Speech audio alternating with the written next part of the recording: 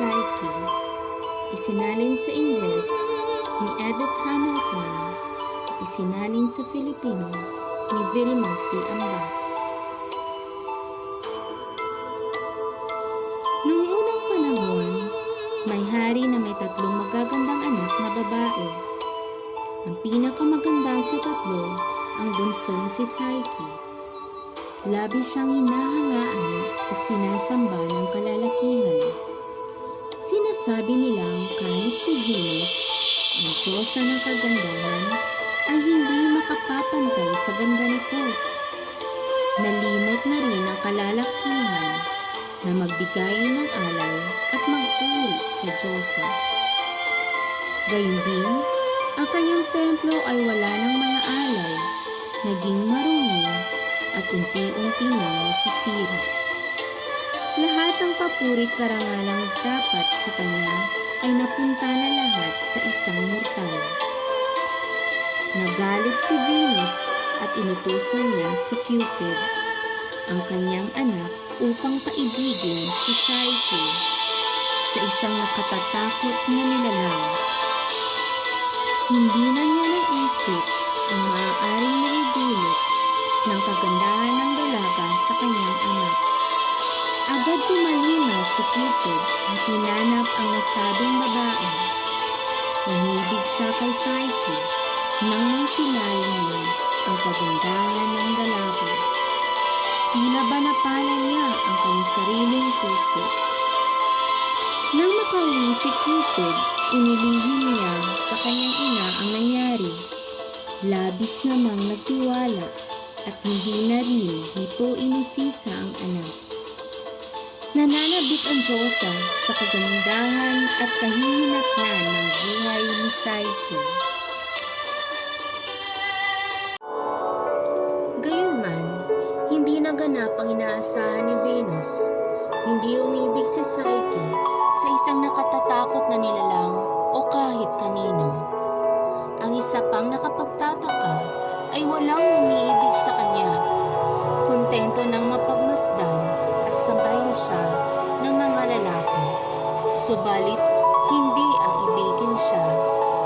Ang kanyang dalawang kapatid na malayo ang itsura sa taglay niyang kagandahan ay nakapag-asawa na ng hari at namumuhay ng masaya sa kani-kanyang palasyo.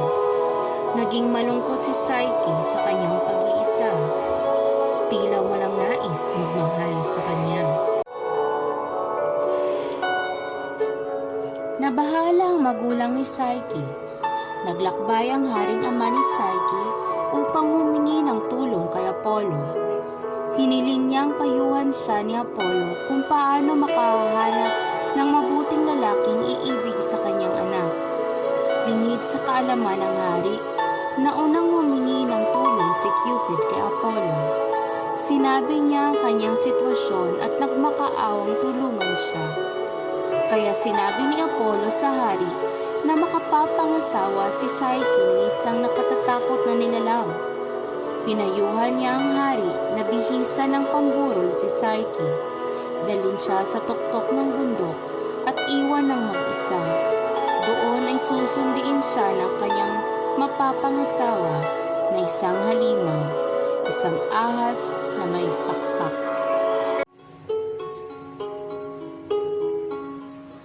Labis na kalumbayan ang baon ng hari sa kanyang pagbabalik sa palasyo.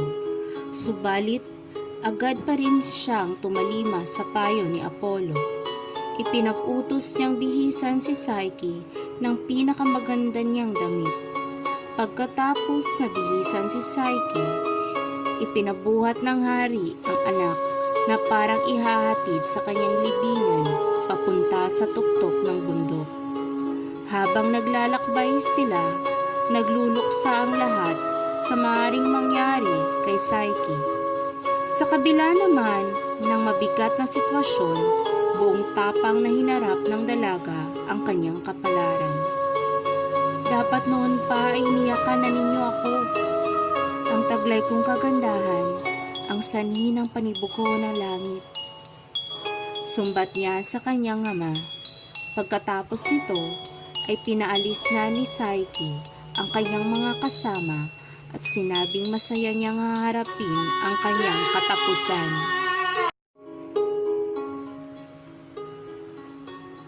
Naghintay si Psyche habang unti-unting nilalamon ng dilim ang buong bundok.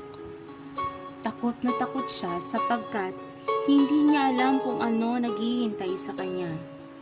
Patuloy siyang tumatangis at nanginginig sa takot hanggang sa dumating ang malambing na ihip ng hangin ni Zephyr.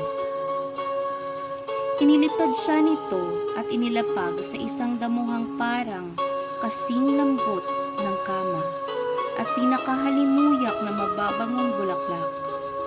Napakapayapa ng lugar na tila nawala ang lahat ng kanyang kalungkutan. Nakatulog siya sa kapayapaan ng gabi. Nang magising si Psyche sa tabing ilog, natanaw niya sa pangpang nito ang isang mansyon na parang ipinatayo para sa mga Diyos. Nagmasid-masid siya at labis ang kanyang pagkamangha sa kagandahan nito. Yari sa pilak at ginto. Ang mga haligi at ang mga sahig ay napalamutian ng mga hiyas.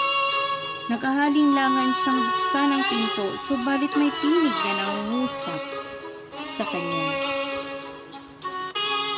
Pumasok ka. Para sa'yo ang mansyong ito. Maligo ka. Magbihis. At ihahanda namin ang piging para sa'yo. Kami ang iyong mga halipin. Wika ng mga tinig. Nalibang si Psyche sa mansyon. Kumain siya ng masasarap na pagkain. Buong araw siyang inaliw ng mga musika ng lira at ng mga awitin ng koro na hindi niya nakikita. Subalit sa hindi maipaliwanag na dahilan, batid niya sa pagsapit ng gabi ay darating ang kanyang mapapangasawa. Lumipas ang maghapon nang hindi niya namamalayan. Pagsapit ng gabi, nangyari nga ang inaasahan niya. Naramdaman niya ang pagdating ng lalaki. Tulad ng mga tinig na hindi niya ito nakikita, bumulong ang lalaki sa kanyang tenga. Nang marinig niya ang tinig ng lalaki, nawala ang lahat ng takot sa kanyang dibdib.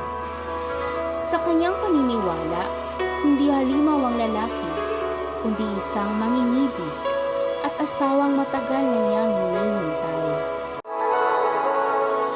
Isang gabi ay kinausap siya ng masinsinan ng lalaki. Binalaan siyang may panganib na darating sa pamamagitan ng dalawa niyang kapatid. Darating ang iyong mga kapatid upang magluksa sa lugar kung saan kanila iniwan. Wika ng asawa. Subalit huwag na huwag kang magpapakita sa kanila, sapagkat magbubunga ito ng matinding kalungkutan sa akin at kasiraan sa iyo. Habilin ng lalaki. Nangako naman si Psyche na tatalima sa kagustuhan ng asawa. Kinabukasan, narinig ni Psyche ang panangis ng kanyang mga kapatid. Labis na naantig ang kanyang damdamin sa kanilang pagluluksa. Nais niyang ibsan ang kanilang kalungkutan at patahanin sila sa pag-iyak. Hanggang sa maging siya ay umiyak na rin. Kinagabihan ay inabutan pa siya ng kanyang asawa na umiiyak. Sinabi ng lalaki na maaari niyang makita ang kanyang mga kapatid, subalit mahigpit pa rin ang kanyang babala. Sige, gawin mo ang iyong nais, subalit parang hinahanap mo ang sarili mong kapahamakan. Wika ng lalaki. Pinayuhan siyang ng masinsinan na huwag siyang mabubuyo kanino man na subukang sulyapan ang mukha ng lalaki. Kung mangyayari ito, magdurusa si Psyche sa pagkakawalay sa kanya. Nanaisin kong mamatay ng 100 beses kaysa mabuhay nang wala ka sa aking piling. Pagbigyan mo na lang ang kaligayahan kong muling makapiling ang aking mga kapatid. Buong pagmamakaawa ni Psyche. Malungkot na sumang-ayon ang lalaki.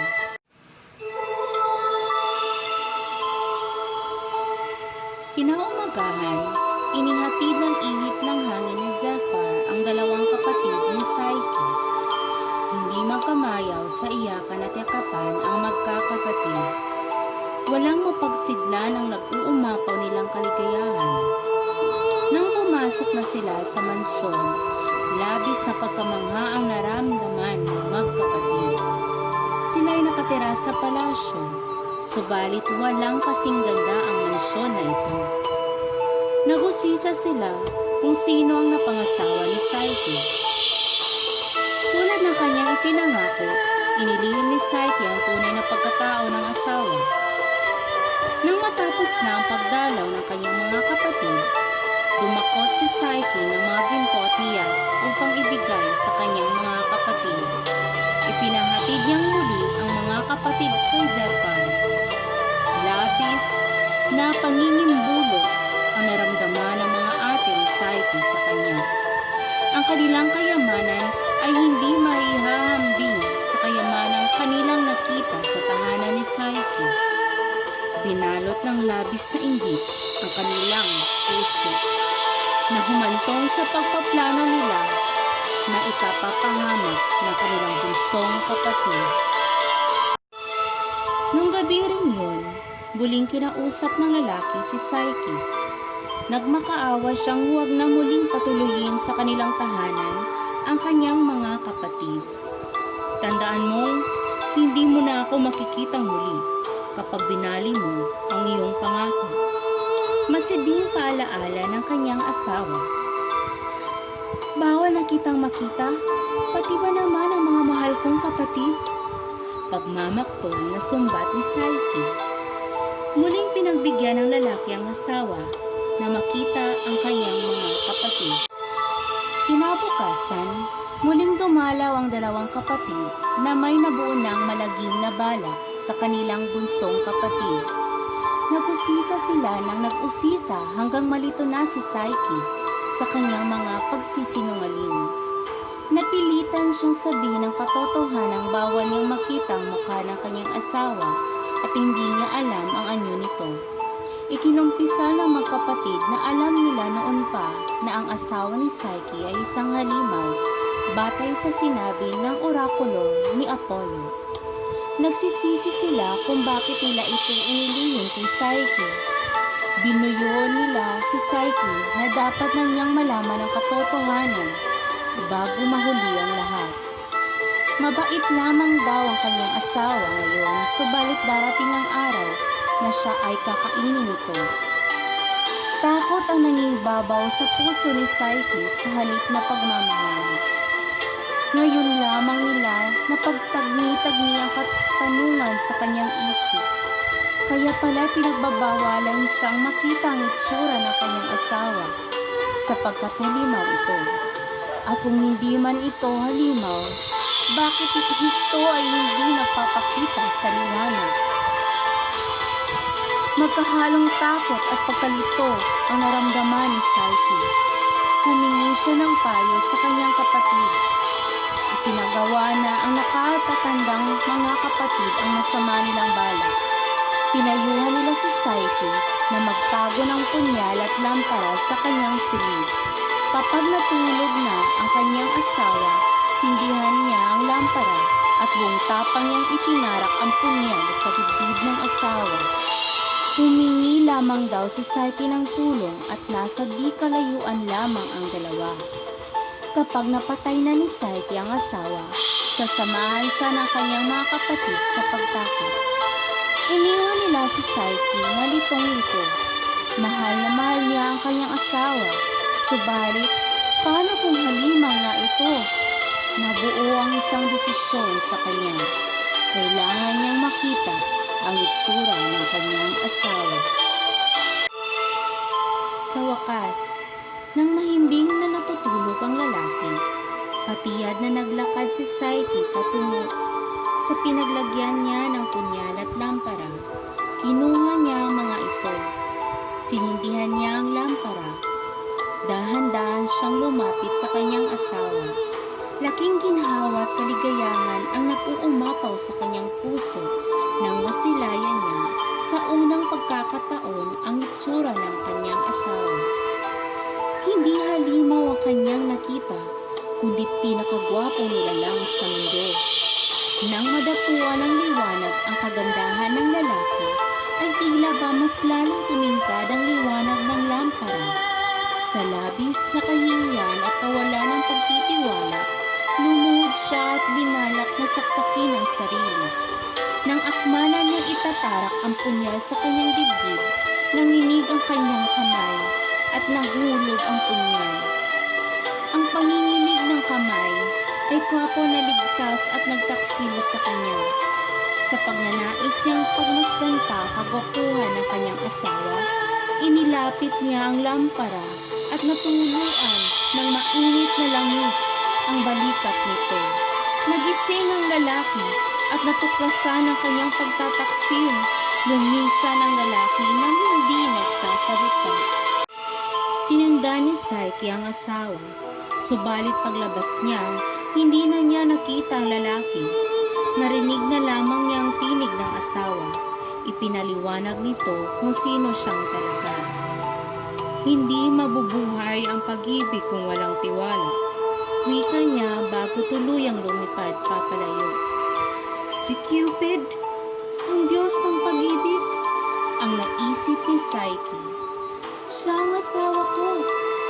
Ako na isang hamak lamang ay hindi tumapad sa isang pangako. Mawawala na nga ba siya sa akin ng tuluyan? Wika niya sa kanyang sarili. Inipon niya ang lahat ng nalalabing niyang lakas at nagwikang, ibubuhos ko ang bawat patak ng aking buhay upang hanapin siya. Kung wala na siyang natitirang pagmamahal sa akin, may papakita ko sa kanya kung gaano ko siya kamahal. At sinimula na ni Psyche ang kanyang paglalakbay.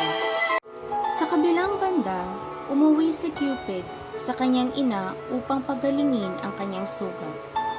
Isinalaysay niya sa kanyang ina ang nangyari. Nagpupuyo sa galit si Venus at lalong sumidi ang pagsiselos niya kay Psyche. Iniwan niya si Cupid nang hindi man lang tinulungang gamutin ang sugat nito. Determinado si Venus na ipakita kay Psyche kung paano magalit ang isang diyosa kapag hindi nasiyahan sa isang mortal.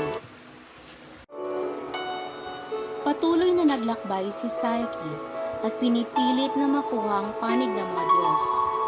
Siya ay palagi ang nag-aalay ng marugdog na panalangin sa mga Diyos.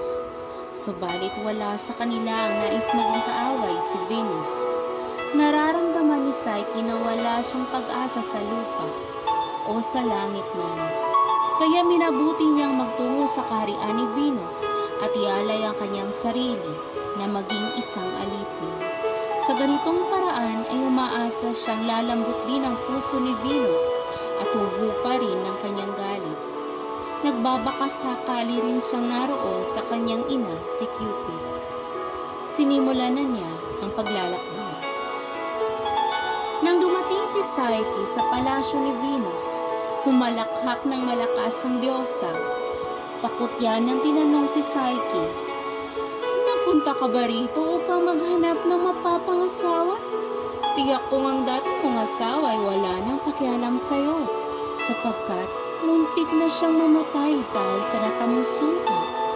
Mula sa kumukulong langis na dulot mo, isa kang kasumpa-sumpang nilalang. Kailanman ay hindi ka magkakaroon ng asawa kung hindi ka daraan sa butas ng karayon." Sinabi ng Diyosa na tutulungan niya si Psyche sa pagsasanay. Ibinuhos niya sa harap ni Psyche ang isang malaking lalagyan na puno ng iba't ibang uri ng maliliit na buto. Pinaghalo-halo niya. Inutusan niya si Psyche na bago dumilin, dapat ay napagsama-sama na niya ang magkakauring buto. Agad lumisan ang Diyosa. Tinitigan lamang ni Psyche ang malaking tumpok ng mga buto. Napaka-imposible ang ipinagagawa sa kanya ng Diyosa. Nasa ganitong pagmumuni si Psyche nang pagmasdan siya ng mga langgam. Kung ang mga mortal at immortal ay hindi naaawa sa kanya, hindi ang maliliit na nilalang. Nagtawag ang mga langgam ng kanilang mga kasama at sinimulan ang pagbubukod-bukod ng mga buto. Agad natapos ang gawain. Pagdating ni Venus, hindi siya nasiyahan sa kanyang nakita. Sinabi niyang hindi pa tapos ang mga pagsubok ni Psyche. Binibigyan niya si Psyche ng matigas na tinapay. Sinabi rin ng Diyosa na sa sahig siya matutulog. Inisip ng Diyosa na kung pahihirapan at gugutumin niya si Psyche, mauubos rin ang nakakainis nitong ganda. Samantala, tiniyak ni Venus na hindi makalalabas si Cupid sa kanyang silid habang pinahihilom nito ang kanyang mga sukat. Nasisiyahan si Venus sa magandang takbo ng mga pangyayari. Kinaumagahan, isang mapanganib na pagsubok ang ipinagawa ni Venus kay Psyche. Ipinakukuha niya kay Psyche ang kintong balahibo ng mga tupa sa tabi ng ilog. Ang mga tupa ay mababangis at mapanganib. Nang marating ni Psyche ang ilog, natutokso siyang tumalon at magpalunod na lamang upang matapos na ang kanyang paghihirap. Nakarinig siya ng tinig mula sa halamang nasa tabi ng ilog. "Huwag kang magpakamatay. Hindi naman ganun kahirap ang pinapagawa sa'yo. Kailangan mo lang maghintay ng tamang panahon upang makakuha ng gintong balahibo ng mga tupa." Pagsapit ng hapon, ang lahat ng tupa mula sa malalabay na mga halamanan ay magtutungo dito sa ilog upang magpahinga. Magtungo ka sa halamanan at doon ka kumuha ng mga gintong balahibo na nasabit sa mga sanga. Sinunod ni Psyche ang payo ng halamang nasa tabi ng ilog. Umuwi siya sa kaharian ni Venus na dala ang mga gintong balahibo ng tupa. "May tumulong sa'yo," sumbat ni Venus kay Psyche. "Hindi mo ginagawa ng mag-isa ang mga pinapagawa ko sa'yo. Hindi bale, bibigyan kita ng pagkakataong patunayan na sadyang mapagkunwari ka. May mabuting puso at magaling." Itinuro ni Venus sa malayo ang itim na tubig ng talon.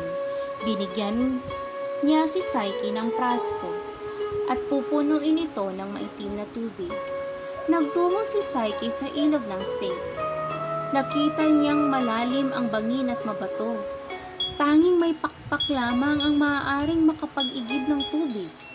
Sa lahat ng kanyang pagsubok, ito ang pinakamapanganib. Tulad ng inaasahan, may tumulong kay Psyche. Isang agila ang dumating. Dumagit sa praskong tanga ni Psyche at lumipad malapit sa talon. Pagbalik ng agila, puno na ng itim na tubig ang prasko. Hindi pa rin sumusuko si Venus sa pagpapahirap kay Psyche. Ayaw niyang magmukhang tanga sa harap ng madla.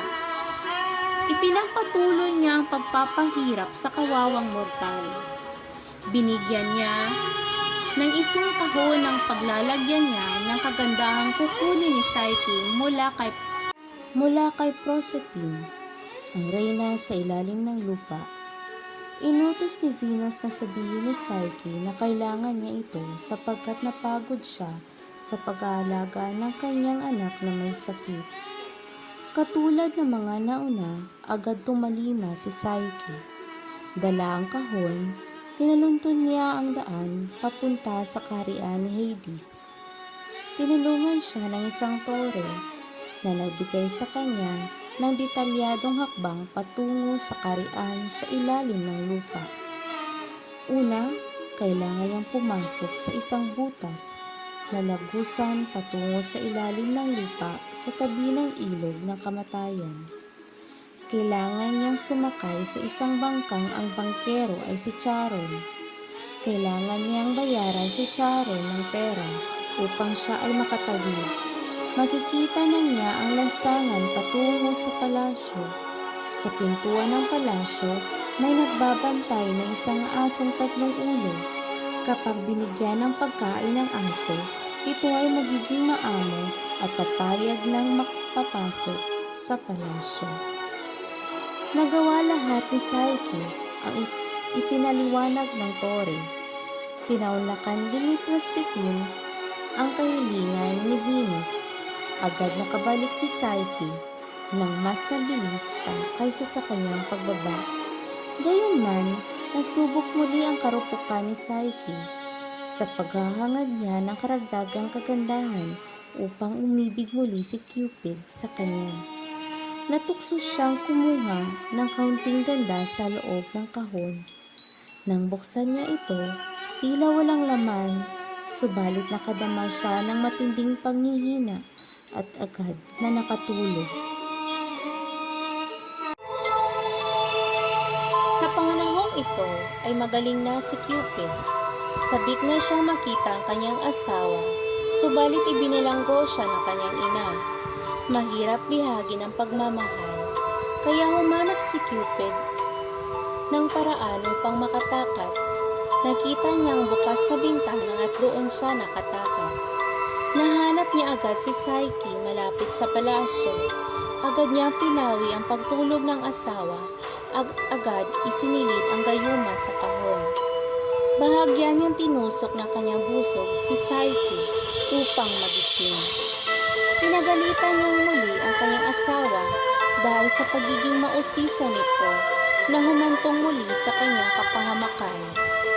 Sinabi niyang magtungo si Psyche sa kanyang ina at ibigay ang kahon. Dito na magtatapos ang pagpapahirap ng kanyang ina. Masayang nagtungo si Psyche sa palasyo, samantalang si Cupid naman ay lumipad patungo sa kaharian ni Jupiter, ang Diyos ng mga Diyos at tao. Hiniling niya na tiyaking hindi na sila gagambalain ng kanyang ina. Pumayag si Jupiter. Nagpatawag si Jupiter ng pagpupulong ng mga Diyos at Diyosa, kasama na si Venus. Ipinahayag niya sa lahat na si Cupid at Psyche ay formal nang ikinasal at wala nang dapat gumambala sa kanila maging si Venus. Dinala ni Mercury si Psyche sa kaharian ng mga Diyos. Dito inabot ni Jupiter kay Psyche ang ambrosia, ang pagkain ng mga Diyos upang maging immortal. Naging panatag na rin si Venus na maging manugang si Psyche sapagkat isa na itong Diyosa. At kung maninirahan na ang manugang sa kaharian ng mga Diyos, hindi na muling makagagambala si Psyche sa pagsamba ng mga tao kay Venus. Ang pag-ibig o si Cupid at kaluluwa si Psyche ay nagkatagpo sa likod ng mapapait na pagsubok sa kanilang pagsasama ay hindi na